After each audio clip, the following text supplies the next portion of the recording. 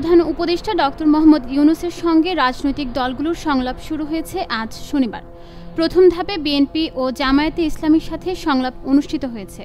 সংলাপ শেষে বিএনপির মহাসচিব মির্জা ফখরুল ইসলাম আলমগীর বলেছেন, বৈঠকে নির্বাচন কমিশনের সংস্কার, নির্বাচন ব্যবস্থার সংস্কার বিষয় তুলে ধরা হয়েছে।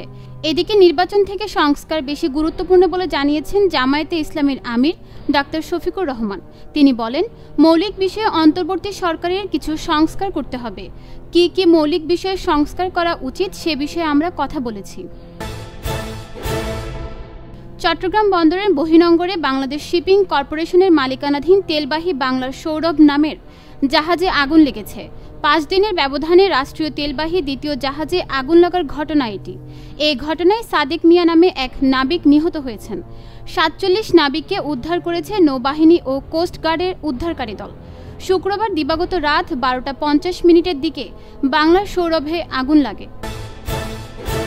ডিম ও মুরগির বাজারে অস্থিরতা চলছে জানিয়ে বাংলাদেশ পোল্ট্রি অ্যাসোসিয়েশন বলছে, প্রান্তিক খামারিদের সঙ্গে প্রতারণা করে 280 কোটি টাকা লুট করেছে সিন্ডিকেট। শনিবার এক সংবাদ বিজ্ঞপ্তিতে এ তথ্য জানানো হয়েছে। সরকার গত 15 সেপ্টেম্বর ডিম ও মুরগির দাম নির্ধারণ করে দেয়। বিপিএ বলছে, যাদেরকে সঙ্গে নিয়ে দাম নির্ধারণ করা হয়েছে তারা কেউই সরকারের নির্ধারিত দামে বিক্রি করেনি।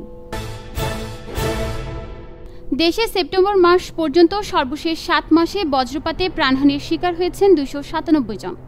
সেই হিসেবে প্রতি মাসে বজ্রপাতের কারণে প্রাণ হারিয়েছেন 36 জনের বেশি।